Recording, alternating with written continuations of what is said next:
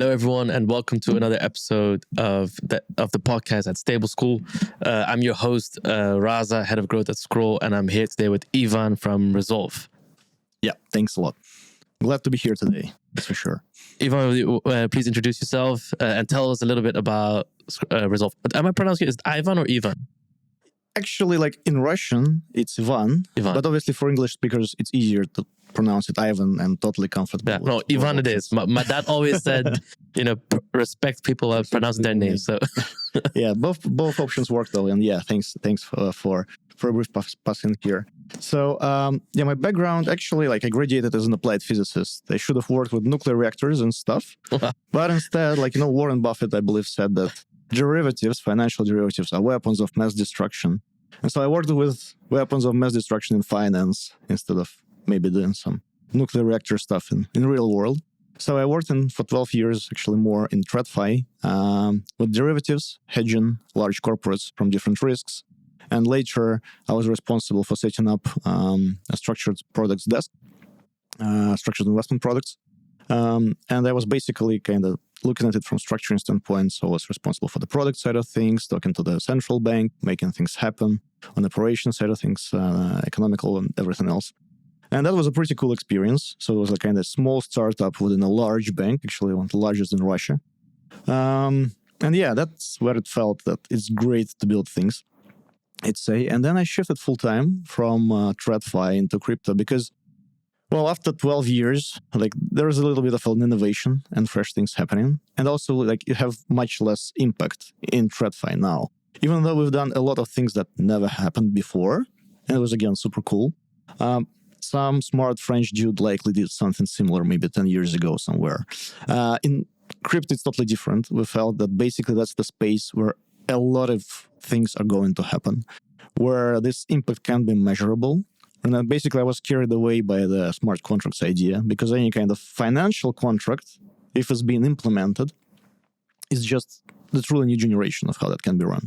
So I got carried away by that, by the opportunity to drive impact and to basically be on the edge of new things happening. That excites me a lot.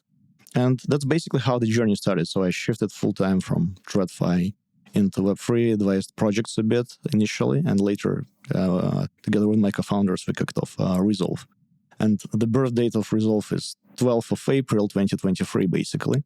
It's also the day of cosmonautics in Russia. So a good coincidence. Recently, you guys turned one, a few weeks ago. Two, though. 2023. So it's 2025 now. Already. 24. Flies. Yeah. Okay, 23? Yeah, 12th April, 2023. Actually, after the USDC depeg. Basically, in March, right? So we're thinking, hey, can I have a kind of asset where I can feel relatively comfortable? Again, I'm not saying USDC is not comfortable, but the peg back then highlighted some of the concerns about how you can be related to fiat infrastructure, how it may hiccup sometimes. Yeah. I thought, can I have just an asset where I'll be comfortable sitting in and having just decent level of yield? Not just insane or 10 times or anything, but just consistent, comfortable, without risks of depegs and everything. And that's where basically the idea came through around late March, early April 2023. And so Resolv, USR, tell me a little bit about what it is, the mechanism. And then fun fact is that initially it should have been called USDR, usually USDT, everything else, USDR. But the fact was that there was a USDR stablecoin backed by real estate, which depegged, right? 3 or 4 months into our project. And we're thinking if we release and everyone Googles it and USDR depegged, okay, we should change the ticker. Smart. Well, yeah. Seemed obvious. So we changed to USR. And the initial idea, though, it evolved over time. And now the concept is quite a bit different, I'd say, from where we started. So when we started, we were thinking, can we have an asset which will be less linked to fiat infrastructure in general, that will be generating comfortable yield in a controllable manner? And so it is similar to Athena, obviously, and started actually around the same time. I believe also spurred by the same kind of events, by the USDC depeg, right? But we went a little bit different ways in such a way that basically from the start, we're thinking, okay, so delta neutral backing of Ethena. So that basically how it works is that you take crypto assets like Ether or BTC, and you hedge their price from price movements. This is usually done through perpetual contracts, through perpetual futures. So you hedge the price, and you basically monetize the staking of these assets, and you monetize the funding rates on the perpetual futures. So you basically take volatile assets, remove the volatility through the hedging, and then this forms the backing of the stablecoin. So stablecoin is backed by crypto assets and by hedges, and it's fully backed. That's the basic concept. But when we started, we were thinking, hey, it's pretty cool. And I can talk a lot about why it's cool. It's definitely has quite a number of benefits compared to other designs, but won't dive deeper into this, maybe not right now. But it also has risks attached, because it is a kind of a portfolio strategy, right? You still have to keep the assets, you have to make the hedges. Rebalancing. Do rebalancing. That's like a third thing. You have exposure to exchanges if you trade with exchanges. You can have negative funding rates, and that will cut into your bag, potentially, because just on the funding rates, you could lose like 0.5% of notional in the really bad days, like when FTX crashed, for example. So I'm thinking, to make this truly scalable and sustainable, we need to segregate risks. So kind of take the risks which are present in the design and put them away. And that's how we came up with like 2-token model or tranches model, right? So there is a senior token, which is a stablecoin, or a senior tranche. And there is a second token, which is a protection layer, which is also liquid, which is high yield, which can be used across integrations. It is not a stablecoin, but it provides higher yield and it absorbs losses if they may occur. Is it pegged to a value or like? It's fully backed. So it's basically that the total value of the portfolio, it backs 2 tokens at the same time, the stablecoin and the protection layer. So both are fully collateralized, but if losses occur, the losses being attributed to the protection layer. Okay. So it kind of decreases, it absorbs losses. So the holders will get the losses because it's not a stablecoin. It's kind of okay because you have much higher yield. But at the same time, it acts as a kind of decentralized, scalable, high-yielding liquid insurance fund of sorts. So other stablecoins, they have insurance fund, obviously. They go and raise funds for this. They have to pay capital for this. They may be limited in scale, how they grow, because these funds usually limited. In our case, this protection layer grows along with the stablecoin itself because it's kind of self-balancing mechanics. Won't dive maybe too much deeper into details, but it works in such a way that if this protection layer becomes thinner, the yields increase just because it's been allocated to smaller number of holders. If the protection layer becomes thicker, the yields decrease, compress, obviously. And so it kind of balances at an optimal point. So it balances itself and it grows along with the TVL of the stablecoin itself. So it can potentially grow as much as needed to support over-collateralization by the protection layer of the core product. Can you explain a little bit more where the yield comes from? Yeah, so yield comes from 2 main sources, and that's, again, kind of the initial concept was. Yeah. So the initial concept was, okay, let's run delta-neutral strategies. Yeah. So we take crypto asset, we hedge it, and that backs the stablecoin. Now it's a bit broader, and actually, like, I'll discuss this in more detail, and I believe that's a pretty cool concept which we came to for this architecture. But the initial idea with the delta-neutral backing, it works in the following way. So imagine I have Ether, and Ether price is, I don't know, $2,000. So if I back my stablecoin by Ether, there is a volatility of Ether and it may depack. That's why there are CDPs, which are over-collateralized by 50% more Ether, basically, to be able to go up and down. In this case, you say, okay, I have this Ether at $2,000, and I open a hedging position, which is usually a short perpetual futures position, on Ether at the price of 2,000. So if Ether goes up, I make money on Ether going up, but I lose on perpetual hedges. But they net out, and it's the same $2,000.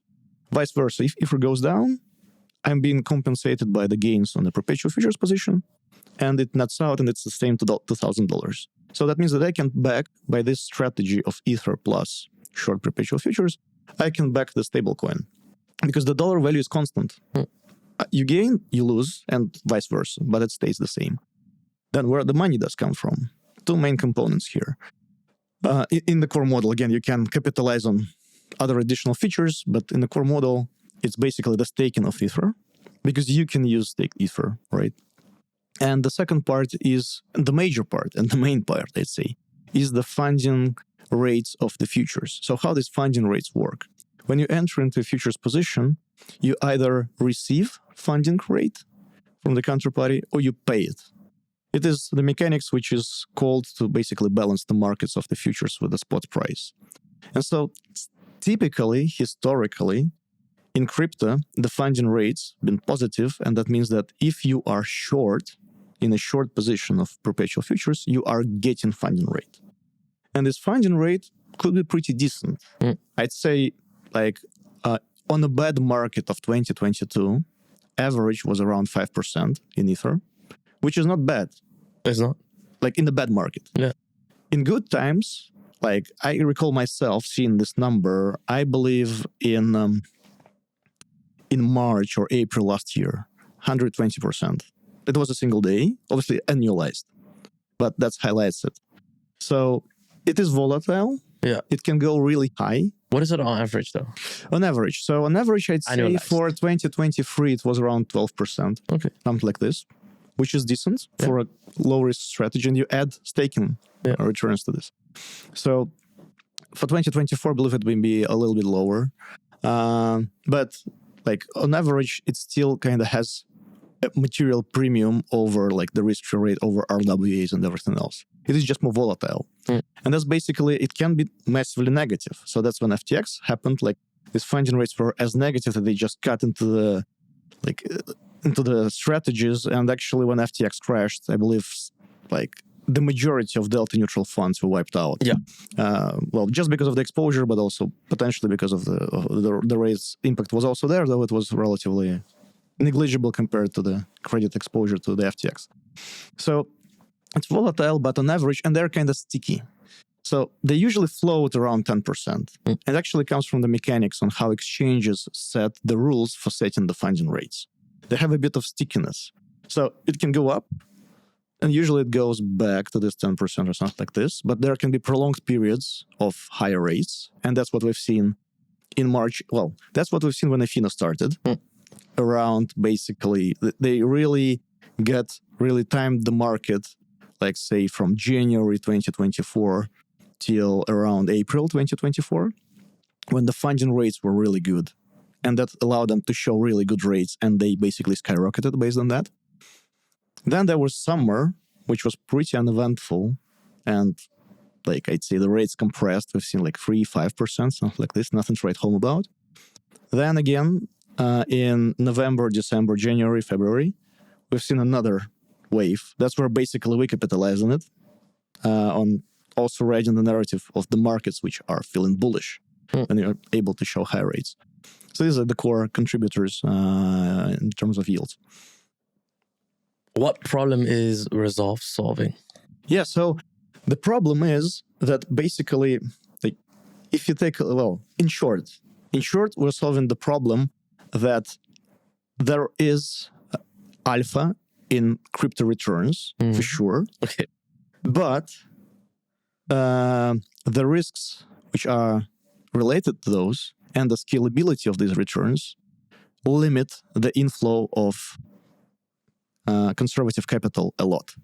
So basically, it's hard to onboard institutionals, it's hard to onboard conservative users, it's hard to onboard outside world, let's put it this way, into crypto, even though it really has good returns. So back then, when I've been talking to my TradFi colleagues, I've been saying, hey, you can get like 10+% on USD here, like this. Like, I don't want to touch this. Sorry, it's crypto, you know?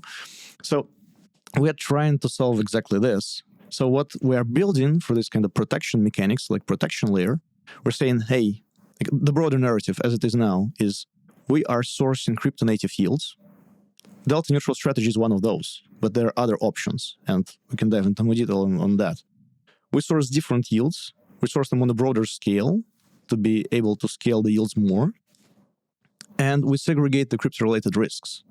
So we're able to offer this stablecoin part to more conservative holders. Because basically being able to say, and again, there is some reservations about the statement, but you're being able to say, we have higher yields than RWAs.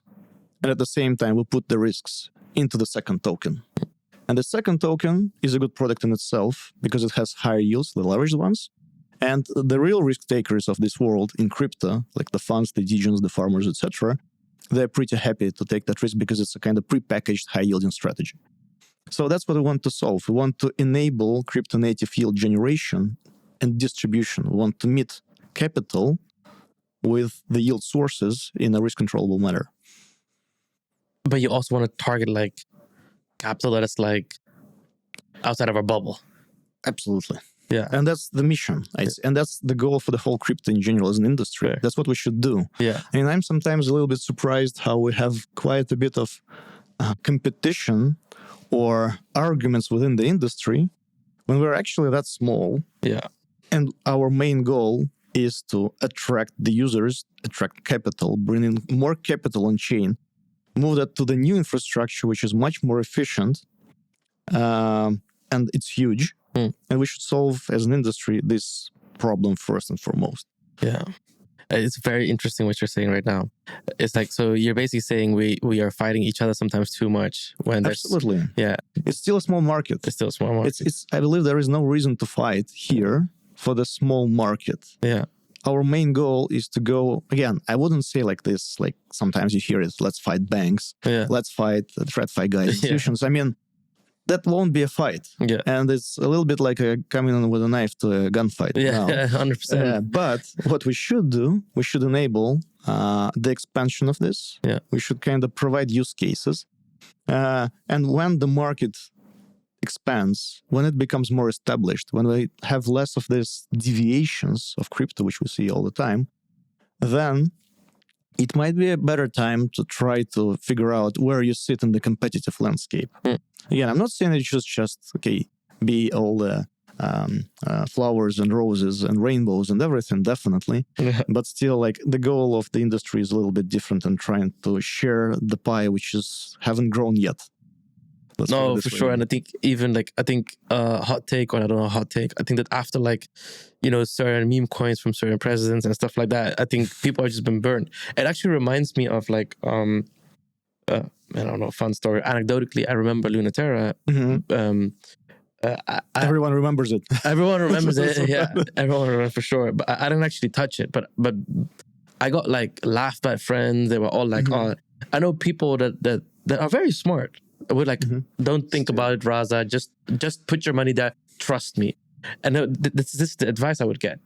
But the amount of people that got that advice that were outside of crypto and that came into crypto, right? Burned. And then get burned. They were like, never again. Yeah. There are two things here. I've heard an opinion that basically this retail pain mentality goes away after around 18 to 24 months. I don't know if there's some psychological study doing this. At the same time, I hear that these funds never gonna touch crypto in 5 years or maybe 10 years, or until someone changes who's that leadership change or the strategy change. Yeah, I think I'm more in that corner. Because if you look at family offices or small institutions, commercials, they won't touch it until new wind comes in. Yeah, but it's funny how. So you definitely know quite a lot of smart people who also got in there. And I know a number of smart people who got in this. And it's like when you see the markets which are behaving weirdly, you can say, hey, I totally understand that can't be a 20% risk-free yield, right? But then, but the markets are a bit crazy, so it can be justified. And then the smart people might say, because again, when I started selling the product, the TradFi people are like, you can't get 20% yields. So I explained how that works, why in crypto in delta neutral trades it works, showed and done, okay. But at the same time, definitely we highlight the cases that it's totally market driven. Say with Lunaterra, it was kind of the fixed rate, basically, which was kind of not that market driven. And so people totally understood that it's not that sustainable. But as with any kind of, again, I wouldn't call UST a pyramid, but in pyramids, usually people often understand that how it works. But I think that they're gonna get away first, or sooner, or before anyone else. I think I agree 90% with you. With the only thing I would say is I think that there were some people who genuinely didn't understand Lunator. That's for sure. That's for sure. But I think that I was flabbergasted by the amount of smart people or people that I knew that who still went there. Yeah, and then and made very, very large assumptions. But you touched upon it. Sorry, Sure. I wanted to ask what role do you think delta neutral designs play in the stablecoin landscape? Is it going to be the default or? Yeah, so I'd actually move it into a bit of a broader question. So delta neutral stablecoins, they kind of formed as a segment with an appearance of Ethena, ourselves, and there are definitely other projects. But I'm 100% sure that this will evolve and change. Even if you look at Ethena, the majority of backing, I believe, now is with RWAs, with BIDL, right? And that highlights the fact that, okay, there are some things that should be more flexible. In our case, for example, we also start with the delta neutral strategy, but our general goal is to build the broadest range, the broadest stack of crypto native yield generation, being based off staking and restaking, being based off basically potential lending vaults, being based on strategies or even private credit, or even using backing as a backing the funds which have been tokenized. So the broad idea is to use the broader range of returns and yield sources to back the product and to back the stablecoin. And the general thing here is that there are two types of stablecoins, basically, I strongly believe. The transactional ones, and these ones are being really called the real stablecoins, well, in the regulations, etc. USDT and USDT are obviously the good examples. These are the ones people use for transfers and everything. And it will be hard to basically change leaders here, though that might happen, obviously. But this is like the first and most obvious use case. People just went into crypto with this. They on-ramped and off-ramped for the stablecoins. It's just like the first layer of the use case. Yep. Then the next one is the investment ones, the investment stablecoins. Potentially, you could say that, hey guys, these are not even stablecoins. These are capital-protected structured products, synthetic dollars, as Athena called them, or they're just wrappers. At some point, to me, stablecoins are just wrappers around financial products and DeFi strategies. Exactly, but that's the cool point, because when you think of it, so I've been basically building structured products, investment instruments, and all this in TradFi. And if you compare these products with stablecoins, the yield generating ones, stablecoins are better in every regard. Again, that sounds a little bit too bullish, because obviously there are like different factors to consider. But if you take a look, they're instantaneously liquid, unlike these structured products.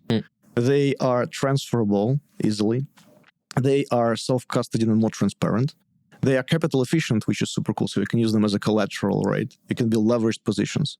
They're basically better in every regard, apart from the fact that nobody is still touching that too much for obvious reasons, the regulations and everything else. And so, like, as a product, it is a better thing. It is just a better stuff in terms of like the user. But this is just starting to form.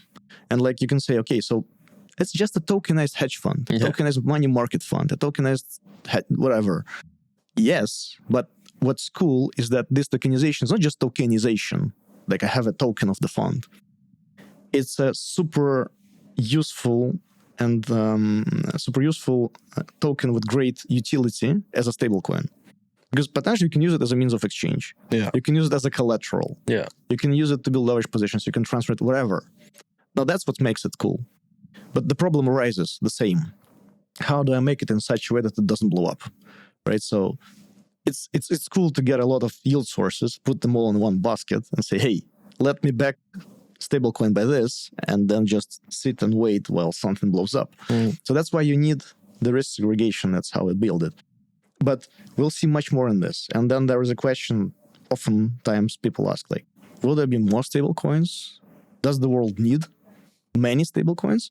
My answer here is simple. The world needs, say, $1, because it is currently a reserve currency. And it needs also a euro, etc., abstracted. In an ideal world, people wouldn't think, okay, so I am using the dollar with the green stuff, or the dollar with the blue stuff, or the dollar with some other icon. I just send dollars from myself to this person. That is very interesting. So there should be abstraction. You're basically saying this is this reminds me of the chain argument. Yeah, so you're same. basically saying that so not just on an infrastructure level, but on an asset level, Yeah. there should be an asset. Really? On a user level, I'd say. So for user, it shouldn't matter What kind of what asset it is. It says, I have a task. The user has a goal, right? Like you basically like goal-based product building. Like the user has a goal. He needs to send funds from himself to someone else. Sure. Ideally, that would be done with a single click and just a mind thought that will put a number of dollars being sent, something like this, right? Like the chain, where it is, the specific asset, how it's being done, etc. That should be abstracted ideally. Everything can be done on the background. And this will be driven by the partnerships, relations, who's using what, etc., etc. Don't you think that's a bit naive though? Because Maybe. This is definitely an interesting, and this is definitely a unique answer I've not heard up until now, and I can see some merit in this. So let me tell you where I'm coming from. Sure. If you look at now it becomes like a big argument. Like, okay, taking a step back, geopolitics. If you look at like modern warfare is done through economics. Yeah, that's for sure. And you know, arguably the dollar has been used as a weapon. You know, how it's been positioned, it's used as leverage. I know that well. Yeah. For sure. Even if you look at the BRICS countries, right? Like every time they talk about de-dollarization, something happens. Yeah. And I'm not even talking about conspiracy. No, that's actually like an act or a policy that, you know, the states enact. In the public, So I'm just just to be clear to the audience, like I'm only talking about like above the table stuff. And the reason I'm saying this is because currencies are just like have like so much more lock in. So I'm not even talking about crypto right now. So even if you look at a commercial market like forex trading, right? Forex trading exists as like a booming business. Like, you know, I know many people that do forex trading, and it's basically arbitraging against like, you know, positions and the value of each of both sides of the currencies, literally like swap pools. Yeah. So when you talk then about the stable coins that are dollar denominated, right? And then creating an aggregated view of it.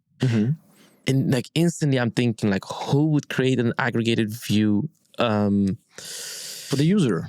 I'm saying that basically on the infrastructure side, and everything, there will be quite a number of solutions. But for the user, it will be the same, I'd say. So, but who would create that infrastructure? So who would create that user interface though? It would still be an app like Revolut. Neobanks, For Revolut, it will be $1, basically. So what fuels this dollar, USDT or USDC or whatever else, is different. Sure, okay, maybe and this will be driven by the partnerships and everything. So the stablecoins are B2B. So I'm not saying that there will be just one like full aggregation and abstraction, because that's like potentially we may see this in 200 years. Maybe, if we live in Strugatsky's world, the early Strugatsky's, not the late ones. So maybe we'll see that. But what I'm saying is that we'll see abstraction, because on transactional side of things, that they solve the problem, right? But for investment stablecoins, it's a totally different stuff. Because it's basically they serve different risk profiles. We don't even have risk profile in crypto for now. That's for sure. That's a big thing in TradFi. Here we don't have it. Like you ape for 900,000% into something, or like you just whatever. So and there will be, I believe, quite a number of projects building these things. And they will basically specialize, or they'll have a different focus, or they kind of will compete as current banks compete for this investment product space.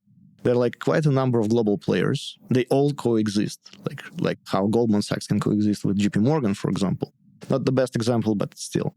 So it will be similar. So the better example would be different funds or money market funds or hedge funds coexisting in the world with different traction, with different assets in there, with different risk profiles, with different specialization. Again, so that's the world where these investment products can live in different ways. But I believe the battles will be won on the distribution side of things here. So like basically who can no disagreement build it into the neobanks, who can put it on rails to enable retail, who can work well with onboarding the institutionals and driving it for the distribution channels, etc., etc. And for me, again, so like stables, the yield-bearing stables are just the next generation of yield distribution in a useful format, which is super easy to understand. Because everyone understands what stablecoin is. Even people who don't know things about crypto, usually they know that there is Bitcoin and that there is stablecoins. Yeah. So, and even the name is very intuitive. So even if they don't know stablecoin and you say it's a cryptocurrency, like backed against the dollar, it's very, I do think so. It's very interesting you're saying about the risk. Right, I have a background in TradFi as well. Actually, one of our guests today was from S&P Global and working on a stablecoin framework. Yeah, great stuff. Yeah, and then there's actually also bluechip.org. They working. So I think that I agree. I think that's what's missing, and it's necessary. I'm actually often doing that risk assessment in my head myself. When I see a stablecoin that says like 20% yield, or one might say 5% yield, it's like there is a trade-off, right? There is a trade-off that you're making. Like, do you understand? It's very interesting. Yeah, especially how like basically in the earlier stages, you can incentivize the returns, right? Yeah. Especially like, why not? Well, we didn't do this, but I mean, that's one of the uses. It's like incentivizing curve pools, for example, for instance, like this. People usually don't see this, and they don't understand where this comes from. So where is the fundamental yield coming from, and how it's being generated. And so, like, I believe, like, that's the main thing, one of the bigger things, is to make things transparent. Again, but shielding us a bit, that's why we kind of have this on-chain focused approach where we keep the majority of assets on-chain. Users can redeem instantaneously the stablecoin using on-chain assets, basically they can redeem for other stablecoins. And you can show, hey guys, that's the backing. These are the assets sitting in there, backing this. Yeah. Compare this to our WAs, where like, hopefully, there is enough stuff in there to support that. Again, I'm not saying that there is not, but sometimes there may be concerns. Here you can just show, hey, it's on-chain. And that's basically the idea. I'm like maybe touching on another point, but the thing of decentralization, for example. Like, I believe it should be taken first and foremost from the point of like the product usability for the user. Like, if decentralization gives you more robustness in general, that's great. Then you should go this way.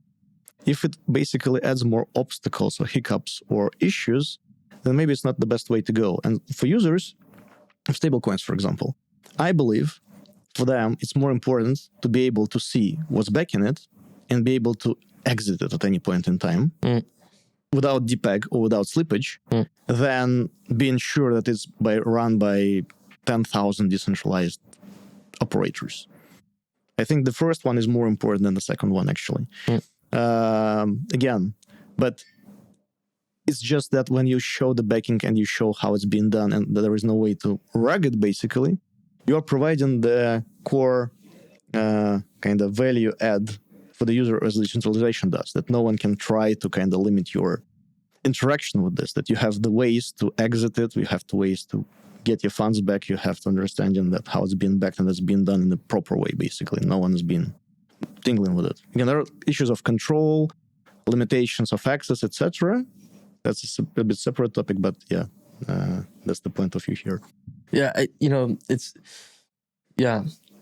just a lot of confirmation. I like the thing I like the most, which you just said, is about the rating. I think that the risk rating and the assessment. So it's like it's even cooler in crypto, I'd say. You think it's cooler? Like, my fear about rating is that it's not cool. People are like, shut up, man. It's like, is it the yield or not? Like, where does yield come from? I don't even want to know, as long as my number goes up. No, what I'm saying is that, so in TradFi, there is a lot of effort, regulations, frameworks on how you present information, how you rate the clients, where you put what you offer them.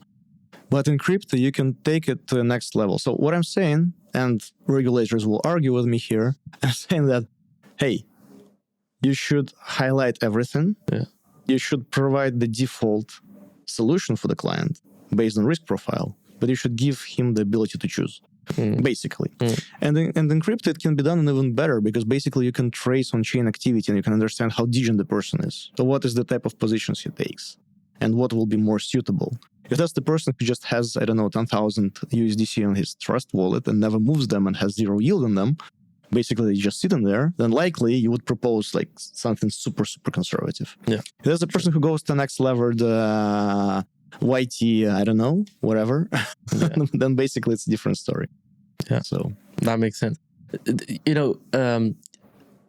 two more to wrap it up. Like USR, how is it different from like a traditional CDP back? Like so basically in traditional CDP mechanics, you have like 150, for example, % of collateralization. So you just take a lot of the asset to compensate for the drop in price to back the stablecoin.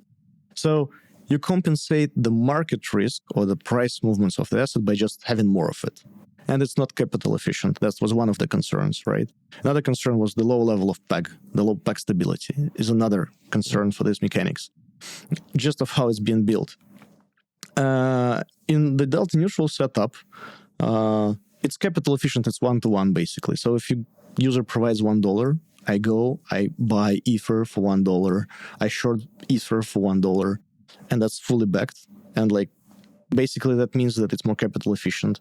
It has higher peg stability because of this and because of how can the arbitrage. So, for example, like we've seen, again, that's just again another bit of a shield, but we've seen how stable the USR has been just because of the market operations. Like we didn't have to intervene with some kind of stabilization mechanics and everything because users can burn and mint on a one-to-one basis, basically for the interface. So if there is even a slight depeg on curve or in secondary markets, anyone can easily try to profit of this. And that actually also drives the usage and everything. With CDPs, it's different. So I believe, again, it's the use cases. So transactional stablecoins, for obvious reasons. CDPs were good for building up levered positions because basically you're kind of putting in the asset, you're getting back the stablecoin, you can repeat that. Like in the early days, that was kind of the flywheel of building exposure to the underlying asset, right? It's kind of like a repo, basically, of sorts. And that's the use case. But with the delta neutral one, the use case is different. It's just not building up the levered position in the underlying asset to participate in the growth or anything. It's basically getting like the core basic yield on the assets on a one-to-one basis. Gotcha. And so looking forward for USR, what's next? A lot, I'd say. Well, first of all, is that we're basically planning a launch of the protocol token within soon. Yeah, and always everyone is asking when. Working hard to bring it as fast as possible, basically. And actually, what we want to do is to, like, it's not that we want to do, that's what we did like from the first day. We want to focus on bringing fundamental value to the token in such a way that basically the benefit of the protocol and its growth being basically translated into the value for the token holders of sorts. So that means that basically users can participate in the growth of this, to me, a huge narrative of the yield generating stablecoins. And not just like single project or anything, because we will be adding different sources of yield as we expand. So for now, we just have Ether as a backing. We added BTC not so long ago. We have USCC or superstates delta neutral strategy also in the backing. We'll be expanding to other underlines. We'll be expanding generally in strategies. And the idea is to have like the broadest stack of these things, of these yield sources. And obviously, when you add a yield source, usually you act as a liquidity provider. If there's a project or anything else, you basically provide liquidity instantaneously. That means that you can benefit from the token incentivizations if they're there. So basically, you will be getting and accumulating the tokens of the protocols which build yield in the ecosystem in general. So you'll be actually accumulating like the yield generation layer token participation on the layer of Resolv. So that's also one point of growth. So it's not like, okay, I'm grabbing yield and money here, and then maybe I'll just distribute it a bit in some form. We're saying we try to build as broad a participation as possible on these layers, trying to stay credibly neutral, so working with different providers, integrating into different chains, etc., and benefiting from them working with us and us providing the liquidity. So solving this problem, we should drive the distribution and drive liquidity to the yield sources and basically participate together in this liquidity flywheel. Gotcha. It's an exciting time coming up. Yeah, a lot of things happening. Let's put it this way. Yeah. Not financial advice, no market prediction, but what do you think about this year? I mean, like, and you, like, you don't have to answer, but I'm actually asking you very specifically because I know token launch can be extremely stressful. Market, not always The market super is helpful. not the best. Yeah. For now, it seems, though it's not the worst. I mean, so speaking of how I see the market in general, definitely we've seen like cool waves within like the generally flattish or bearish markets for the last 4 years already, almost, right? Currently, we're somewhere like in between, I'd say. What I believe in is that crypto historically has seen a lot of inflated valuations and a lot of inflated things happening in general, right? Totally detached from the fundamental value. This is kind of converging to the regular or the typical business model and approach. The valuations likely will go down. The hot air will come out, basically. But that means that, like, even if you think that the market is not as good, actually it's closer to where it fundamentally should be in general. And on fundamental level, I'm super bullish in general. Because if you take a look on how stables got adoption, take a look at MasterCard just recently announcing that basically, right, that the usage of stablecoins. For example, everything else, like just think or just recall how it was, say, 1 to 3 years ago, how it changed. So on a fundamental level of how the industry or the narrative is being evolving, how the stablecoin market cap grows, how the use cases increase, how fintechs adopt them, how the regulation adjusts, and how it moves towards this. It's super cool. Like fundamentally, we've been growing all the time. All the time. Non-fundamentally, there have been spikes, and there has been a lot of points of inflation, etc. Yeah. And this is going to converge. So we go from bottom up in terms of fundamental value. We may be going flat in terms of valuations now, or like the general market. But longer term, I'm absolutely bullish. Locally, I believe people may have a bit of disappointment again, because everyone was waiting for the alt season and everything. And after the, say, December, January, after Trump won, right, everything. But what I've seen is that BTC kind of ruled, but everything else, not so much. Not so much. And my beloved Ether was also not feeling so well. So people may have a bit of, I'd say, unfulfilled dreams or thoughts on that. It's like typical case. The market rally starts. Everyone is like, oh, okay, we're going to 1 billion or 1 million, or I don't know. Okay, 1 million price for BTC, whatever. Then it just goes up 30% or 50%, goes down a bit. It's still like maybe materially higher than it was before. But everyone's like, oh, the markets are bad. Well, wait a sec. I mean, now BTC is at 96K, I believe, right? Think of it if you've been in November last year when it was at 80. Or think of it when you've been, I don't know, anywhere since 2022 till late 2023, where it was like around 20, 30K. Yeah.